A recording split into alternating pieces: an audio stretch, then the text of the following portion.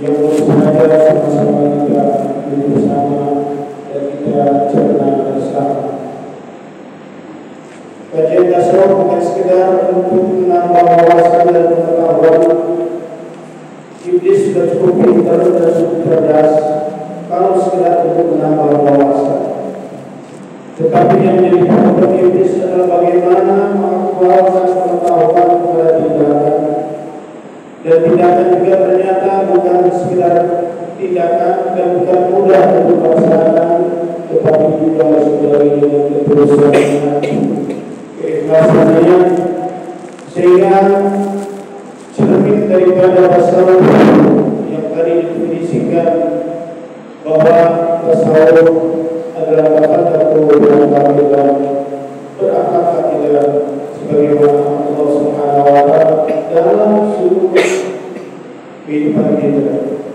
Bagaimana kita berakhlak dengan atasan kita, bagaimana kita berakhlak dengan bawahan kita, bahkan mungkin di atasan dan bawahan hanya sebatas di kertas malam, tetapi sesungguhnya di antara kita sama-sama makhluk Allah Subhanahu wa taala yang satu sama lain saling membutuhkan dan saling membantu. Karena itu ada hadis bermaksud di mana bahwa antum tunsawun dan du'afa, kalian justru dibantu dan dibela ditolong oleh orang-orang lemah di antara kalian. Masing-masing manusia masing-masing kita punya kelebihan dan punya kekurangan. Maka yang memiliki kelebihan memberikan kepada yang kekurangan, yang kekurangan bersedia untuk menerima kelebihan orang lain. Saudara-saudara yang dari Allah Subhanahu wa taala, berakhlak sebagaimana Allah tidaklah mudah untuk bisa kita aplikasikan dalam kehidupan. Karena ternyata bahwa itu mengaplikasikan bagaimana asma-asma Allah Subhanahu wa taala agar diberikan melalui sikap dan perbuatan kita. Kita dalam bertindak, dalam bertutur kata, dalam bersikap, ternyata kita harus mengikuti bagaimana akhlak Allah Subhanahu wa taala kepada kita. Allah Subhanahu wa taala karim, bagaimana sikap karim kita? Bagaimana sikap kita? Allah Subhanahu wa taala sabur, bagaimana kesabaran kita? Allah Subhanahu wa taala sudah begitu luar biasa sabarnya dan maha sabar, melihat dan menyaksikan perilaku kita setiap hari penuh dengan kemaksiatan dan dosa, tetapi Allah masih senantiasa memberikan kesempatan itu untuk kembali kepada agar manusia-manusia yang terlanjur terjerumus dalam dosa dan kemaksiatan. Allah pun senantiasa memberikan kasih sayang. Allah tidak memanggil mereka dengan hai para dosa, hai para maksiat, tetapi Allah Subhanahu wa taala memanggilnya ya ibadi, qul ya ibadi alladziina aamanu alladziina usrifu ala anfusihim la taqnatu. Jadi Allah Subhanahu wa taala memanggilnya dengan panggilan hamba.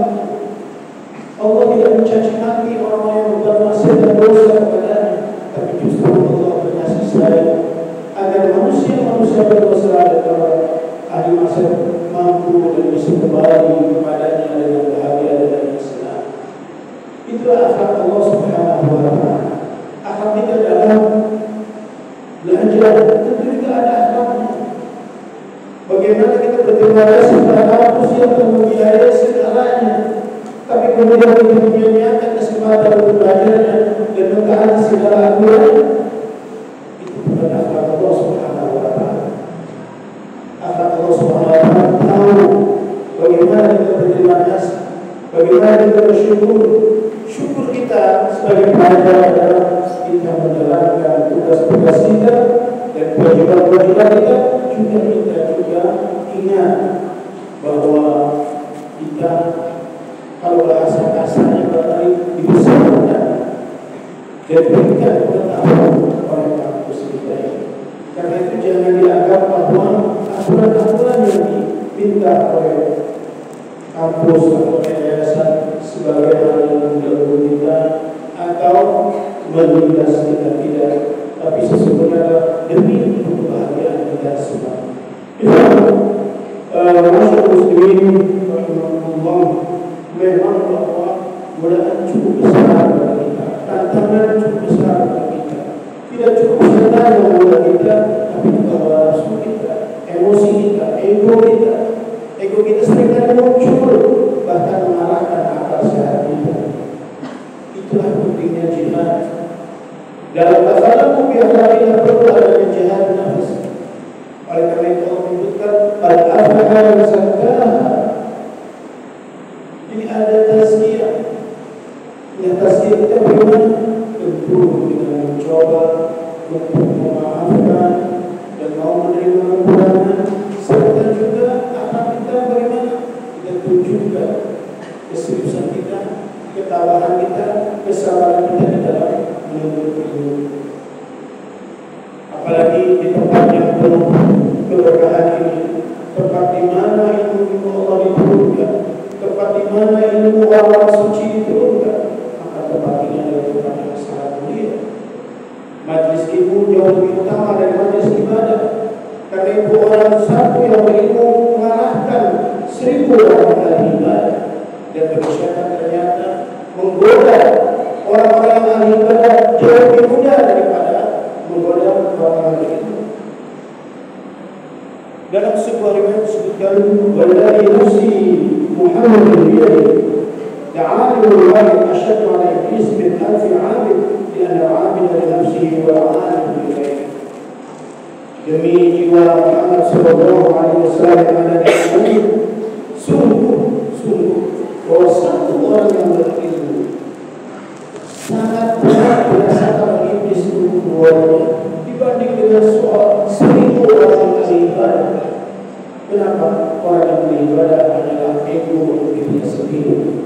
Bahkan tidak ada orang yang sudah ahli ibadah, banyak sholatnya, banyak puasanya, pergi haji bolak-balik, umrah bolak-balik, kenapa? Merasa dirinya paling suci.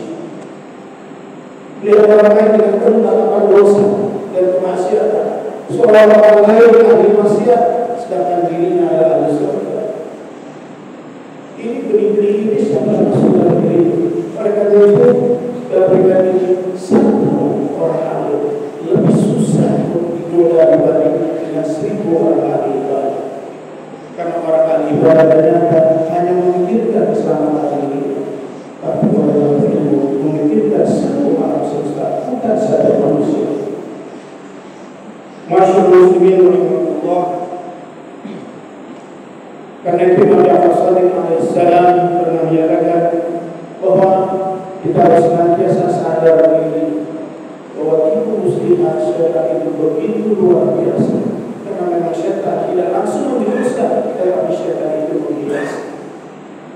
Wa zayyana lahu syaitan a'malahum, syaitan menghias yang baru kelihatan baik, kelihatan hak, dan yang baru kelihatan baik. Dalam sebuah riwayat Muhammad sallallahu alaihi wasallam mengatakan, "Wa inna syaitana 'aduwwun fa qad kalau sudah tahu bahwa syaitan itu musuh besar kita, kenapa kita mesti lari?" Oleh karena itu, dan Tuhan Allah Subhanahu wa taala, pada kesempatan kali ini saya ingin menyadarkan diri saya, mengingatkan diri saya pribadi agar senantiasa waspada selalu dengan budaya muslihat. Syaitan sebagai musuh kita semua. Akhirnya semoga apa yang terus singkat ini bermanfaat untuk kita semua. Ibadallah, inna Allah ya'muru bil 'adli wal ihsan wa ita'i dzil qurba wa yanha 'anil fahsya'i wal munkari wa ya'muru bil 'adli. Mari kita sama-sama mengingatkan kebaikan diri kita, bagaimana kepedulian kita kepada saudara kita. Pastinya masih belum selesai. Karena itu jangan pernah lengah untuk senantiasa kita mensupport seluruh apapun yang tidak kita miliki, kita persembahkan untuk kemerdekaan Palestina, kebebasan Palestina sebagai saudara kita dan sebagai anggota tubuh kita. Nabi sallallahu alaihi wasallam berkata, "Alam yahtam umur muslimin falaysa minhum." preferensi minta barang siapa yang berhubungan dan tidak peduli dengan usaha saudara sesama muslim, maka bukan daripada kami, bukan daripada manusia. Pada hari ini banyak ungkapan bela kepada Palestina melalui demo-demo. Maka demo kita adalah bagaimana kita ikut serta bangkit dan membela kaum muslimin yang tertindas khususnya Palestina dengan berbagai macam cara yang bisa kita lakukan.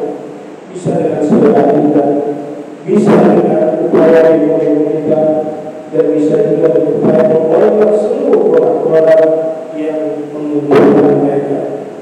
Itu adalah salah satu cara selain daripada doa yang senantiasa kita panjatkan. Masyarakat muslimin rahimakumullah. A'udzu billahi minasyaitonir rajim.